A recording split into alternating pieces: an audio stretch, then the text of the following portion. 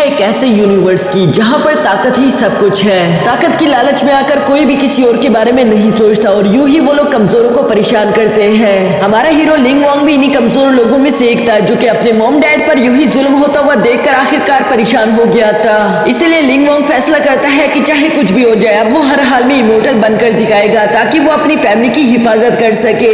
लेकिन immortal journey को शुरू करने के लिए उसका टैलेंट काफी नहीं था, पर किस्मत अच्छी थी क्योंकि उसे एक एंशिएंट ट्रेजर और दुनिया का सबसे ज्यादा स्ट्रॉन्गेस्ट मास्टर मिल जाता है, जिसकी वजह से लिन वोंग एक रिनीगेड इमोर्टल बन पाया। चलो बिना और सारा टाइम जाया किए हमारी आज की स्टोरी को शुरू करते हैं। तो इस कहानी की शुरुआत डाउ डोमेन के सुजाकू किंगडम से होती है, जहाँ पर हम दुनिया के सबसे ज्यादा ताकतवर इमोर्टल सीतू नान को देखते हैं। सीतू नान के पास एक एंशिएंट हेवनली पर्ल था जिसका नाम युंडास बीड है। सभी के सभी इमोर्टल उस बीड को अपने लिए हासिल करना चाहते थे क्योंकि उस हेवनली पर्ल में बहुत ही ज्यादा ताकत थी, लेकिन सीतू नान वो गलत हाथों में नहीं लगने देना चाहता था। इसलिए अकेले ही सीतू नान द ग्रेट 3 एकेडमीज के लीडर के खिलाफ खड़ा हो गया था, जहां वो सब लोग ही मिलकर सीतू नान पर हमले कर रहे थे। सीतू नान जानता था कि अगर ये सब लोग अकेले अकेले मुझ पर हमला करते तो कभी मुझे नहीं हरा सकते थे, पर इस तरह एक साथ इन लोगों से लड़ना मेरे लिए थोड़ा सा मुश्किल है। और ये बात सच भी थी क्योंकि सीतू नान चाहे जितनी मर्जी कोशिश कर ले वो अकेला इन तीनों का मुकाबला नहीं कर पा रहा था। पूरी जान लगा देने के बावजूद भी वो तीनों मिलकर यहाँ सीतू नान पर डोमिनेट हो रहे थे। वो लोग यहाँ पर सीतू से कहते हैं कि वो हेवनली पर्ल हमारे हवाले कर दो,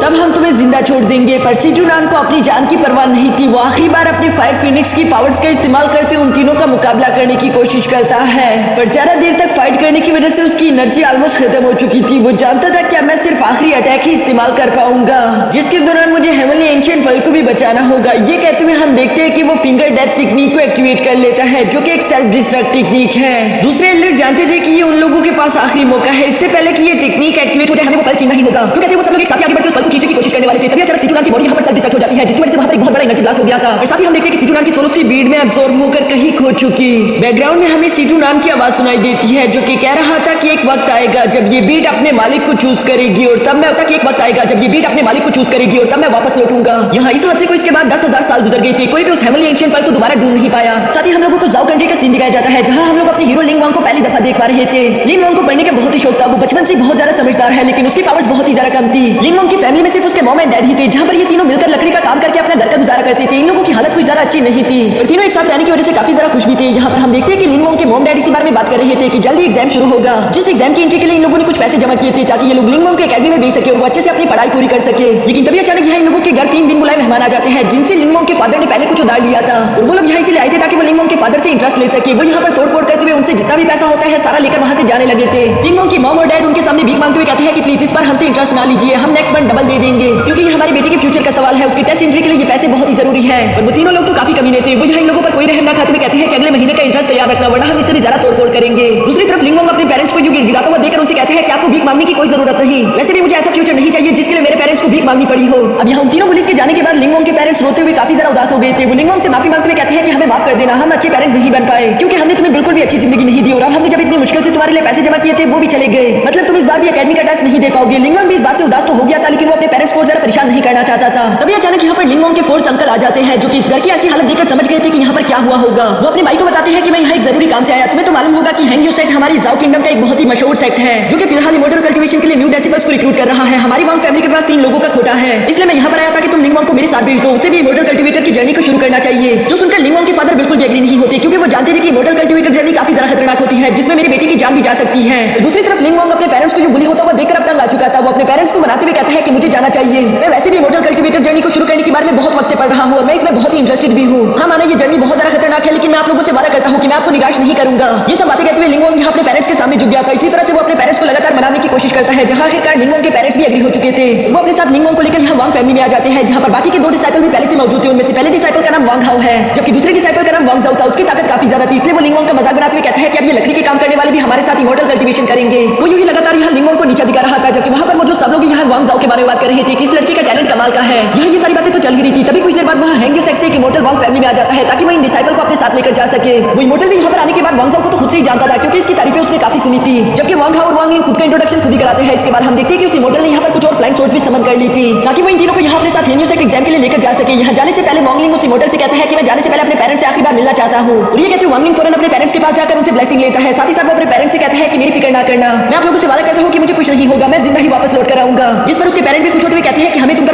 है। इसके बाद हम देखते हैं कि वॉन्गलिंग अपने सफर पर रवाना हो जाता है। कुछ घंटों की लगातार सफर के बाद आखिरकार ये सब लोग फेरी माउंटेन पर पहुंच चुके थे, जो जगह बहुत ही ज्यादा खूबसूरत थी। इस जगह की खूबसूरती देखकर तो वांग फैमिली के ये तीनों लड़के ही काफी ज्यादा हैरान थे। उन लोगों को यकीन नहीं आता कि इतनी ज्यादा खूबसूरत जगह भी हो सकती है। साथ ही हमें जानने को मिलता है किसी फेरी माउंटेन पर ही रिक्रूटमेंट एग्जाम होगा, जहां पर इन लोगों के अलावा भी बहुत सारे डिसाइपल आए हुए थे। तभी अचानक यहाँ पर हेनियो सेट के हेड यानी हुआंग लोंग भी आ जाते हैं, जो कि यहाँ पर मौजूद डेसिबल्स को वेलकम करते हुए कहते हैं कि ये बात तो तुम लोगों को बहुत अच्छे से मालूम होगी कि हमारा हेनियो सेट डेसिबल्स को सेलेक्ट करने में काफी ज्यादा स्ट्रिक्ट रूल्स फॉलो करता है। अभी सबसे पहले तुम सब डेसिबल का स्पिरिचुअल रूट टेस्ट होगा, जो कि कल्टीवेशन के लिए बहुत ही ज्यादा इंपॉर्टेंट है। इसी टेस्ट की बुनियाद पर हम लोग देखेंगे कि हमें कौन से डेसिबल को रिक्रूट करना है और कौन से को नहीं। जो कहते हुए हम देखते हैं कि यहाँ पर दो मास्टर फौरन आगे की तरफ आ गए थे, जो कि फौरन स्पिरिचुअल रूट टेस्ट को शुरू कर देते हैं। असल में स्पिरिचुअल रूट टेस्ट का मकसद ये था कि वो लोगों के मेंडेलियन, उनके पावर्स और उनके टैलेंट के बारे में जान सके। लेकिन अनफॉर्चुनेटली यहाँ पर इस टेस्ट के दौरान बहुत सारे डेसिबल अनक्वालिफाइड हो गए थे, क्योंकि उनके पास कुछ ज्यादा टैलेंट नहीं था। कई देर बाद जहाँ पर वांगजाओ की बारी आती है, जिसे मास्टर फू योंग देख रहे थे, वो उसके टैलेंट को पहचानते हुए कहते हैं कि यकीनन तुम वांगजाओ होगे। तुम्हारे बारे में हम लोगों ने बहुत कुछ सुन रखा है और वाकई में तुम काफी ज्यादा टैलेंटेड हो। जो कहते हैं उन्होंने वांगजाओ को सेलेक्ट कर लिया था और वांगजाओ वो पहला इंसान है जो कि स्पिरिचुअल रूट टेस्ट को पास कर पाया। वांगजाओ के फौरन बाद ही यहाँ सेकंड बारी वांग हाओ की आ गई थी, जिसे भी मास्टर फू योंग ही चेक कर रहे थे। पर हमें जानने को मिलता है कि वांग हाओ तो काफी ज्यादा समझदार था। वो यहाँ पर मास्टर फू योंग को मक्खन लगाना शुरू कर देता है, क्योंकि वो जानता था कि उसका टैलेंट कुछ ज्यादा अच्छा नहीं, वो यकीनन अनक्वालिफाइड हो जाएगा। साथ ही साथ हम देखते हैं कि वांग हाओ ने यहाँ पर अपने पास से 300 साल पुराने एक आर्टिफैक्ट को बाहर निकाल के अनक्वालिफाइड हो जाएगा। साथ ही साथ हम देखते हैं कि वांग हाओ ने यहाँ पर अपने पास से 300 साल पुराने एक आर्टिफैक्ट को बाहर निकाल लिया था, जो कि वो चुपके से मास्टर फू योंग को देते हुए कहते हैं कि ये स्पेशल मेरे फादर ने आपके लिए ही भिजवाया। उम्मीद है ये गिफ्ट आपको पसंद आएगा, क्योंकि आप जैसे एक महान इंसान को ही बिलोंग करना चाहिए। मास्टर फू योंग ने उस आर्टिफैक्ट को अपने पास रखने के बाद मुस्कुराते हुए कहते हैं कि तुम तो काफी ज्यादा समझदार हो, मुझे तुम्हारी समझदारी पसंद है, इसलिए मैं तुम्हें भी सेलेक्ट कर रहा हूँ। जो सुनकर वांग हाओ तो काफी ज्यादा खुश हो गया था। इसके बाद आखिर में बारी वांग लिंग की आ जाती है, जिसका स्पिरिचुअल रूट एग्जाम शुरू हो गया था, लेकिन उसका ज्यादा टैलेंट ना हो जाने की वजह से वो यहाँ पर अनक्वालिफाइड हो जाता है। अनक्वालिफाइड के बारे में जानकर तो वांग लिंग को समझ ही नहीं आ रहा था कि वो क्या करे। वो बहुत ही ज्यादा उदास हो चुका था। साथ ही वांग लिंग को अपने पास की मेमोरी याद आ रही थी कि कैसे लोग उसकी फैमिली को बुली करते हैं और अब वो कुछ भी नहीं कर पाएगा। और तभी अचानक यहाँ पीछे से हेड की आवाज दोबारा सुनाई देती है, जो कि इन लोगों से कह रहा था कि तुम लोगों के पास अभी भी एक और मौका है।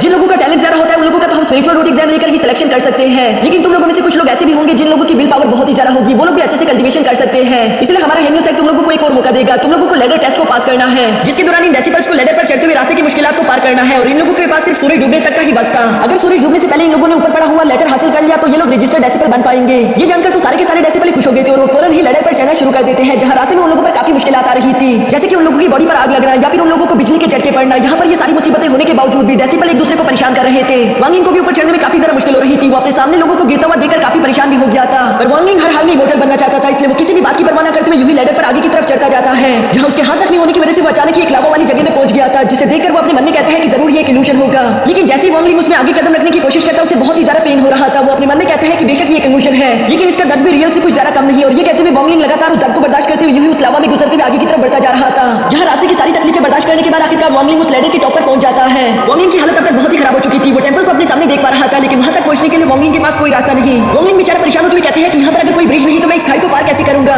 जो सोचकर थोड़ी देर परेशान होने के बाद वो अपने मन में कहता है कि मैं इमॉर्टल बनने के लिए कोई भी रिस्क लेने के लिए तैयार हूँ। ये कहते वांग लिंग ने खुद पर यकीन रखते हुए अपना पहला कदम उस खाई की तरफ आगे बढ़ा दिया, जहां उसे जानने को मिलता है कि यहाँ पर एक इनविजिबल ब्रिज है। इसलिए वांग लिंग खुश होता हुआ बड़ी तेजी के साथ सीधा उसी टेंपल की तरफ बढ़ता जा रहा था। अचानक उसके सामने एक बैरियर आ जाता है, जिसे वो पार नहीं कर पा रहा। ये देखकर वांग लिंग उदास होते हुए कहते हैं कि अब क्या हो गया, आखिर मैंने इतनी ज्यादा मेहनत की, मुझे रिजेक्ट क्यों किया जा रहा है। जिस पर उसे एक आवाज सुनाई देती है कि टाइम पूरा हो गया, सूरज डूब गया, तुम्हारी सारी मेहनत बेकार चली गई। वांग लिंग उस आवाज की ये बात सुनकर काफी इमोशनल हो चुका होता है। उसे यकीन नहीं आ रहा कि उसकी ये सारी मेहनत बेकार चली गई। उसने इतना दर्द सहा और इसके बावजूद भी वो एक इमॉर्टल नहीं बन पाएगा। ये बात सोचते वांग लिंग गुस्से के साथ वो शील्ड को हिट करता है, जिसकी वजह से हम देखते हैं कि वो अचानक नीचे खाई में जा गिरा। यहाँ वांग लिंग नीचे गिरकर बेहोश हो चुका था। दूसरी दफा जब उसकी आंखें खुलती है, वो देखता है कि हेवनली एंशिएंट पर तो उसके जख्मों को हील कर रहा था, जिसे देखकर वांग लिंग को कुछ भी समझ नहीं आता। वो हैरान होते हुए कहता है कि आखिर ये है क्या। जैसे ही वांग लिंग ने उसे टच किया, फौरन एंशिएंट पर उसे अपने अंदर ही टेलीपोर्ट कर लेती है, जहां पर सीटू नाम की सोल अभी भी मौजूद थी। वो यहाँ पर वांग लिंग को देखकर खुश होते हुए कहते हैं कि इतने साल हो गए और आखिरकार वो वक्त आ गया, मैं आजाद हो जाऊंगा। तुम्हें चूज किया गया है मेरी न्यू बॉडी बनने के लिए। ये कहते साथ ही सीटू नाम की सोल तेजी के साथ आगे बढ़ते हुए यहाँ वांग लिंग की बॉडी पर कब्जा करने की कोशिश करती है, जिसकी वजह से वांग लिंग की सोल उसकी बॉडी से बाहर निकल आई थी। लेकिन फिर अचानक हम देखते हैं कि वो सोल खुद ब खुद उसकी बॉडी में वापस चली जाती है, यानी कि सीटू नाम वांग लिंग की बॉडी पर कब्जा नहीं कर पा रहा। ये बात सीटू नाम को हैरान तो कर देती है, लेकिन वो हार नहीं मानता। वो यूं ही अगले कुछ घंटों तक लगातार कोशिश करता जा रहा था, जहां तक तो वांग लिंग भी बहुत ही थक चुका है। वो अपने मन में कहता है कि पता नहीं ये सीनियर आखिर करना क्या चाहते हैं, ये कब से कोशिश कर रहे हैं लेकिन कामयाब नहीं हो पा रहे। दूसरी तरफ सीटू नाम गुस्से में आकर कहता है कि ये नहीं हो सकता, इतने सालों मैंने इंतजार किया और ये लड़का मुझे मिल गया और अब मैं इसकी बॉडी पर कब्जा नहीं कर पा रहा। ये कहते वो खुद भी यहाँ वांग लिंग के पास आ गया था, जहां वो उसे देखकर कहता है कि पता नहीं आखिर एंशिएंट ब्रीड ने इसे क्यों चूज किया, क्योंकि इस लड़के की क्वालिफिकेशन तो काफी ज्यादा कम है। पता नहीं इस लड़के के पास क्या इतनी एनर्जी होगी भी कि ये मुझे इस एंशिएंट ब्रीड से आजाद करवा सके।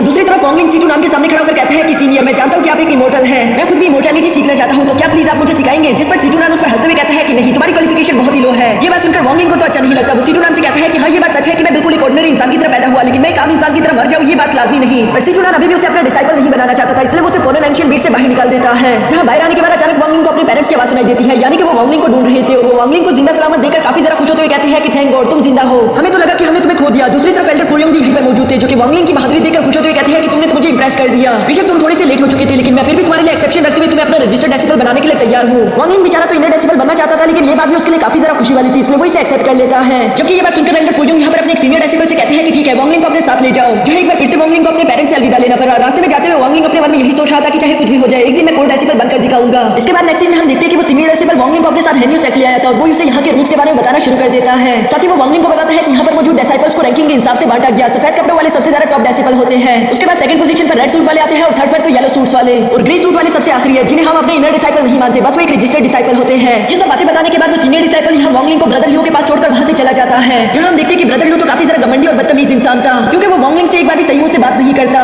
इवन कि वहां पर मौजूद बाकी के डिसाइपल भी सारे के सारे लूजर्स थे, वो बस खेलने में ही अपना टाइम बर्बाद कर रहे थे। सिवाय एक डेसिबल के जिसका नाम ज़ेंगहू है, वो इन सब में से थोड़ा समझदार लग रहा था और वो यहाँ पर वांगलिंग से काफी अच्छे से भी बात करता है। यहाँ पर ये सब कुछ तो चल ही रहा था, तभी अचानक हम देखते हैं कि ब्रदर लियो ने बहुत सारे कार्ड्स इन लोगों के सामने फेंक दिए थे और वो इनसे कहते हैं कि चलो जल्दी आकर अपने अपने काम चुन लो। जिस पर सारे रजिस्टर्ड डिसाइपल आगे की तरफ जंप करते हुए एक कार्ड को उठा लेते हैं, लेकिन रेड कार्ड को कोई भी नहीं उठा रहा था, जो कि वांगलिंग के हिस्से में आ जाता है। साथ ही ब्रदर लियो इन लोगों को बताता है कि तुम लोगों को अपने ये काम 7 दिन के अंदर पूरे करने होंगे। अगर तुम लोगों ने 7 दिन से ज्यादा टाइम लिया तो तुम लोगों को हैंग्यू सेट से निकाल दिया जाएगा। जो सुनकर वांगलिंग उनसे सवाल करते हुए पूछता है कि अगर हम लोगों ने अपना काम 7 दिन से पहले खत्म कर लिया तो क्या आप हमें कल्टीवेशन करना सिखाओगे? जिस पर ब्रदर लियो यहाँ वांगलिंग पर हंसते वहां से रवाना हो जाते हैं। असल में ये काम इतना ज्यादा था कि इसे 7 दिन में भी पूरा करना नामुमकिन जैसा है, मतलब कि इन लोगों की कल्टीवेशन के लिए कोई भी टाइम नहीं बचेगा। असल में वो इन लोगों को गुलामों की तरह ट्रीट कर रहे थे। रात को वांगलिंग को नींद नहीं आ रही थी, वो इसी बारे में सोच रहा था। वो ब्रदर ज़ेंग से कहता है कि क्या पानी भरना इतना मुश्किल काम है, क्योंकि कोई भी डिसाइपल रेड कार्ड नहीं उठाना चाह रहा था। जिस पर ब्रदर ज़ेंग उसे बताता है कि ये तो तुम्हें सुबह ही मालूम हो जाएगा। और जब सुबह होती है तो सच में वांगलिंग की आंखें खुली की खुली रह गई थी, क्योंकि उसके सामने बहुत बड़े बड़े ड्रम्स थे जिन्हें उसे बाल्टी से पानी लाकर भरना था। वांगलिंग बेचारा हिम्मत करते हुए बाल्टी से पानी भर भर के उस ड्रम को भरने की कोशिश कर रहा था, जहां पूरा दिन गुजरने के बावजूद भी एक ड्रम भी फुल नहीं हो पाया।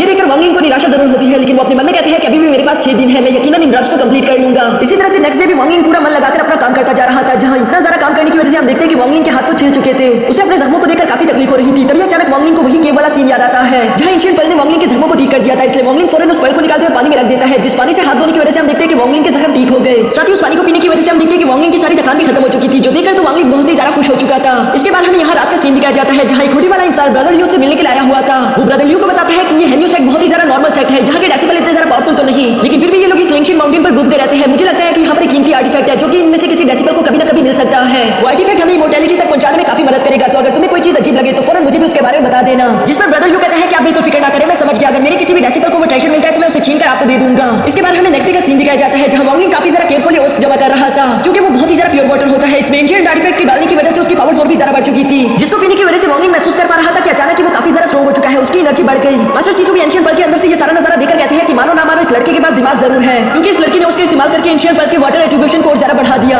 यहाँ इसी तरह इसके बाद हम देखते हैं कि वांगलिंग बिना रुके लगातार उस पानी का इस्तेमाल करते खुद की ताकत को बढ़ाता जा रहा था। साथ ही साथ वो उन कंटेनर्स को भी फिल कर रहा था, जिसकी वजह से वांगलिंग का सारा काम सिर्फ 4 दिन में कंप्लीट हो जाता है। ब्रदर लियो चुपकर उस पर नजर रख रहा था, उसे यकीन नहीं आता कि आखिर इतना मुश्किल मिशन उसने 4 दिन में कैसे पूरा कर लिया। इसलिए वो यहाँ वांगलिंग के पास आकर उसे अपनी एनर्जी से जकड़ते फौरन उस पानी को अपने पास रख लेता है। साथ ही साथ उसने वांगलिंग को पीटना शुरू कर दिया था। वो वांगलिंग से कहते हैं कि तुमने हेन्यू सेट में आकर यहाँ के ट्रेजर चुराने की कोशिश की। तुम्हें मालूम होना चाहिए कि जब तक तुम यहाँ पर मौजूद हो, यहाँ पर मौजूद हर एक चीज तुम्हारी नहीं बल्कि हमारी है। इसलिए अगर दोबारा तुम्हें ऐसी कोई कीमती चीज मिले तो उसे खुद इस्तेमाल मत करना, बल्कि मेरे पास ले आना। और ये कहती है वो वांगलिंग का पानी उसे छीन लेते हैं। असल में वो नहीं जानता था कि एंशिएंट पर्ल भी कोई चीज है। दूसरी तरफ नीचे गिरे हुए वांगलिंग को काफी ज्यादा गुस्सा रहा था, लेकिन वो ब्रदर लियो को कुछ नहीं कहता, जबकि सिचुनान को भी बहुत ही ज्यादा गुस्सा रहा था। वो वांगलिंग से कहता है कि खड़े और उस पर हमला करो, तुम आखिर लड़ते क्यों नहीं? जिस पर वांगलिंग कहता है कि नहीं, अभी मैं इसका नाम अपने माइंड में याद रख रहा हूँ, एक दिन मैं इमोर्टल बनकर इसे बदला जरूर लूंगा। जिस पर सिचुनान बढ़ते हुए कहता है कि मैं इतनी देर इंतजार नहीं कर सकता, आज के बाद तुम मेरे डेसिबल हो, मैं तुम्हें जल्द से जल्द स्ट्रांग बनाऊंगा, तुम्हें अपना बदला लेना ही होगा। यहाँ सिचुनान के गुस्से में कही हुई ये बातें सुनकर तो वांगलिंग थोड़ा सा मुस्कुरा देता है, जिस पर सिचुनान उसे पूछता है कि आखिर अब तुम्हें क्या हो गया, तुम मुस्कुरा क्यों रहे हो? जिस पर वांगलिंग कहते हैं कि नहीं कुछ नहीं, मुझे लगा था कि आप मुझे कभी नहीं सिखाओगे। सिचुनान भी थोड़ा सा मुंह बनाते हुए कहता है कि मैं कोई सिखाना विकाना नहीं चाहता, असल में ये एंशिएंट पर्ल की गलती है, उसने ही तुम्हें चूज कर लिया, मेरी मजबूरी बन चुकी है। साथ ही साथ यहाँ पर मास्टर सिचुनान वांगलिंग से कहता है कि सबसे पहले हम तुम्हारी स्पिरिचुअल रूट्स को ठीक करेंगे, जिसके लिए तुम्हें बहुत सारी स्पिरिचुअल एनर्जी की जरूरत पड़ेगी। इसलिए तुम्हें जितना ज्यादा हो सके उसको इकट्ठा करना है, ताकि तुम उस पानी को अपने एंशिएंट पर्ल की मदद से एनर्जी में बदलते हुए कंज्यूम कर सको। वांगलिंग भी अपने मास्टर की ये बात सुनते ही बिल्कुल ऐसे ही करना शुरू कर देता है। नेक्स्ट डे उसने काफी सारा ओट्स जमा कर लिया था, जिसके बाद वो अपनी कल्टीवेशन को शुरू कर देता है। यहाँ कल्टीवेशन के दौरान मास्टर सीटू वांगलिंग को बता रहे थे कि कल्टीवेशन के फर्स्ट स्टेज को हम कहते हैं कि एनर्जी कंडेंसेशन, सेकंड स्टेज पर हम फाउंडेशन बिल्डिंग करते हैं, जबकि थर्ड स्टेज को जाइडेन के नाम से जाना जाता है। इसके बाद आगे के भी 4 लेवल है, जिसे हम nascent soul, transform into god, infertile change and void god के नाम से जानते हैं। तुम्हें इन सारे के सारे स्टेजेस को याद करना होगा। वांगलिंग भी उनकी बातों को सुनते हुए अच्छे से कल्टीवेशन प्रैक्टिस कर रहा था, जिसमें शुरू में उसे काफी मुश्किल आ रही थी, लेकिन मास्टर सीटू से बताता है कि अपनी सांस पर ध्यान दो,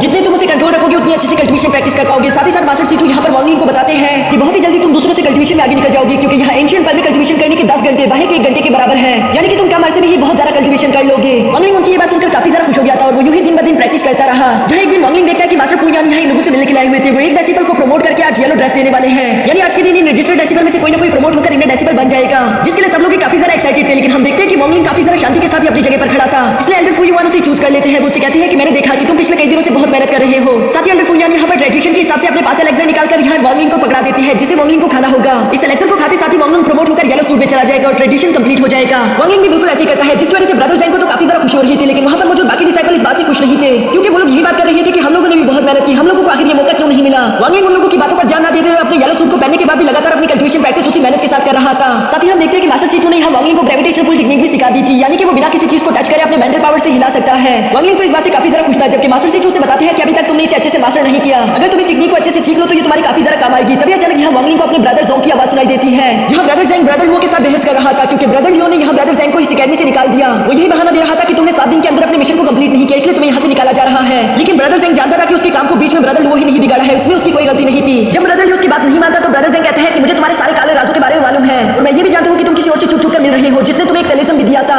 मैं इन सब के बारे में अभी जाकर सीनियर एल्डर्स को खबर दे रहा हूँ। ये कहते हुए ब्रदर ज़ैंग जैसे वहां से जाने वाला था, एल्डर लुओ पीछे से सीधा उस पर हमला कर देता है, जिसकी वजह से ब्रदर ज़ैंग थोड़ा सा जख्मी हो गया था। साथ ही साथ ब्रदर लियो कह रहा था कि मैं तुम्हें यहाँ से जिंदा ही नहीं जाने दूंगा, फिर तुम आखिर मेरे राज किसको बताओगे। ये कहते हुए वो दोबारा से यहाँ ब्रदर ज़ैंग पर हमला करने ही वाला था, तभी अचानक वांगलिंग यहाँ बीच में आ जाता है, जिसने अपनी ग्रेविटी पुल टेक्निक से कुछ शो का इस्तेमाल करके उस अटैक को भी ब्लॉक कर दिया था। साथ ही वो ब्रदर लियो से कहते हैं कि तुम्हारी ये गुंडागर्दी बहुत हो गई, अब मैं तुम्हें किसी को भी चोट पहुंचाने नहीं दूंगा। जो देखकर ब्रदर लियो गुस्सा होकर कहते हैं कि तुमने ग्रेविटेशनल पुल टेक्निक क्या सीख ली, तुम्हें लगता है कि तुम मेरा मुकाबला कर पाओगे। और ये कहते साथ ही हम देखते हैं कि इन दोनों के दरमियान यहाँ पर एक जबरदस्त फाइट शुरू हो चुकी थी, जहाँ वांगलिंग ब्रदर लियो का बराबरी से मुकाबला कर रहा था। इवन कि हम देख पा रहे थे कि वांगलिंग धीरे धीरे करके ब्रदर लियो को डोमिनेट करने लगता है। उसने अपनी सारी एनर्जी इकट्ठा करके एक बहुत ही पावरफुल अटैक यहाँ ब्रदर लियो पर चल दिया। साथ ही वांगलिंग कहते हैं कि ये उसके लिए जो तुमने मेरे साथ किया था। ब्रदर लियो उस अटैक को रोकने की अपनी पूरी कोशिश कर रहा था, तभी अचानक उसकी पीठ पीछे कोई खंजर ठोक देता है, जो कि कोई और नहीं बल्कि ब्रदर ज़ैंग है, जिसने यहाँ पर ब्रदर लियो की जान ले ली थी। यहाँ वांगलिंग अपने सामने ब्रदर लियो की लाश को देखकर काफी ज्यादा हैरान हो गया था, लेकिन वो ब्रदर ज़ैंग को उठाते हुए कहता है कि कोई बात नहीं, अब तुम यहाँ से निकल जाओ, इससे पहले कि किसी को तुम पर शक हो जाए, मैं यहाँ की सब कुछ संभाल लूंगा। ब्रदर ज़ैंग भी उसकी ये बात सुनकर वहां से जाते हुए वांगलिंग से कहते हैं कि अपना ख्याल रखना। जबकि उसके जाने के बाद वांगलिंग यहाँ पर अपनी ग्रेविटेशनल पुल टेक्निक का इस्तेमाल करते हुए ब्रदर लियो को ठिकाने लगाने की कोशिश कर रहा था, पर वो अपनी टेक्निक को मेंटेन नहीं कर पा रहा, जो देखकर वांगलिंग काफी ज्यादा हैरान हो जाता है। वो हैरान होते हुए कहता है कि आखिर मेरी की एनर्जी कंडेंस क्यों नहीं हो रही। वो इसी बारे में मास्टर सीटू से भी सवाल करता है, जहाँ मास्टर सीटू से अच्छी तरीके से चेक करने के बाद बताते हैं कि तुम्हारी बॉडी में किसी तरह का पॉइजन आ गया, लेकिन क्या तुम मुझे बता सकते हो कि आखिर तुमने ऐसा क्या खाया था जिसमें पॉइजन हो सकता है। ये सुनकर वांगलिंग को याद आता है कि एल्डर फुयान ने उससे कुछ एलेक्सर्स दिए थे, जिसकी बात से ये सब शुरू हुआ। मास्टर सीटू को जब ये जानने को मिलता है तो वो काफी ज्यादा गुस्सा हो गए थे। वो कहते हैं कि वो कमीना मास्टर, चलो उसे जाकर अपनी जान से मार दे।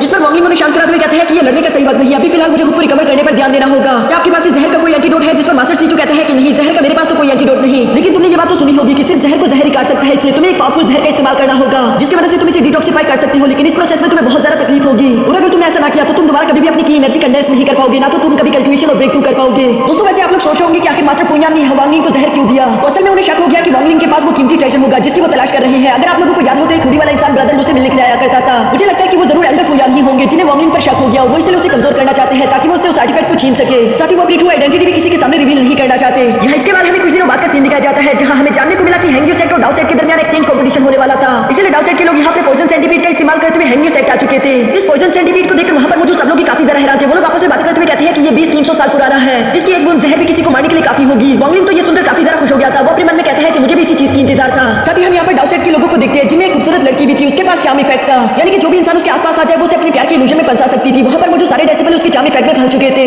मजबूरन हेंग्यू सेट के मास्टर को यहाँ पर अपने डेसिबल्स को आजाद कराना पड़ा। वो लड़की यहाँ सब डेसिबल्स के जाग जाने के बाद वांगलिंग की तरफ देखकर हैरान होते हुए कहती है कि आखिर ये की कंडेंसेशन के लेवल 1 का वॉरियर मेरे चार्म इफेक्ट में फंसा क्यों नहीं। ये तो काफी ज्यादा अजीब बात है। जबकि साथ ही साथ हम डाउ सेट के एल्डर्स को भी देखते हैं, जो कि यहाँ हेंग्यू सेट के डेसिबल्स को बेइज्जत कर रहा था। वो कहती है कि तुम सब तो काफी ज्यादा कमजोर हो, खुद को एक इल्यूजन से भी नहीं निकाल सकते, तुम्हें तुम लोगों की मास्टर की जरूरत पड़ गई। यहाँ वो लोग इसी तरह की बातें कर ही रहे थे, तभी अचानक हेंग्यू सेट का हेड वहाँ पर आ जाता है, जो कि डाउ सेट के लोगों से कहता है कि तुम लोगों ने काफी लंबा सफर तय किया, तो क्यों ना तुम लोग थोड़ा सा आराम कर लो। जिस पर डाउ सेट के एल्डर्स भी एग्री हो चुके थे। यहाँ बाकी मास्टर ने डाउ सेट के डेसिबल्स की जिम्मेदारी यहाँ वांग जोंग को दे दी थी। वही लड़का जो कि वांगलिंग का कजन था। वो वैसे भी वांगलिंग को पसंद नहीं करता। वो जानता था कि ये पॉइजन सेंटीपीड काफी ज्यादा खतरनाक है, इसलिए उसने वांगलिंग से कहा कि इस पॉइजन सेंटीपीड को खाने खिलाने की जिम्मेदारी तुम्हारी होगी, बाकी लोगों को मैं संभाल लूंगा। वांगलिंग तो उसकी ये बात सुनकर और भी ज्यादा खुश हो गया था, क्योंकि इससे अच्छी बात तो हो ही नहीं सकती। इसके बाद हमें रात का सीन दिखाया जाता है, जहाँ वांगलिंग ने हिरन के अंदर काफी सारी नींद की दवाई बंद करके रखी हुई थी ताकि वो उस पॉइजन सेंटीपीड को सुला सके। और यहाँ पर बिल्कुल ऐसा ही हुआ, जहाँ उस सेंटीपीड के सोने के बाद हम देखते हैं कि वांगलिंग ने फौरन उसकी बॉडी से पॉइजन निकालना शुरू कर दिया था। ये काम पूरा होने के बाद वांगलिंग उस पॉइजन को उठाकर अपने मन में कहते हैं कि ये तो काफी आसान रहा, मैं तो वैसे ही परेशान हो रहा था। और ये कहते हैं वांगलिंग जैसे वहां से मुड़ने लगता है, तभी अचानक हम देखते हैं कि वो पॉइजन सेंटीपीड दोबारा से होश में आ गया, जो कि आते साथ ही वांगलिंग पर हमला करना शुरू कर देता है। वांगलिंग भी उससे खुद को बचाते हुए आगे की तरफ भागता जा रहा था। साथ ही साथ वो अपने मन में कहता है कि सच में इसका पॉइजन तो काफी ज्यादा खतरनाक होगा, क्योंकि इतनी ज्यादा नींद की दवाई के बावजूद भी ये इतनी जल्दी होश में आ गया। और इसी तरह से भागते हुए हम देखते हैं कि वांगलिंग तेजी के साथ अपने पर्ल की स्पेस में आ गया,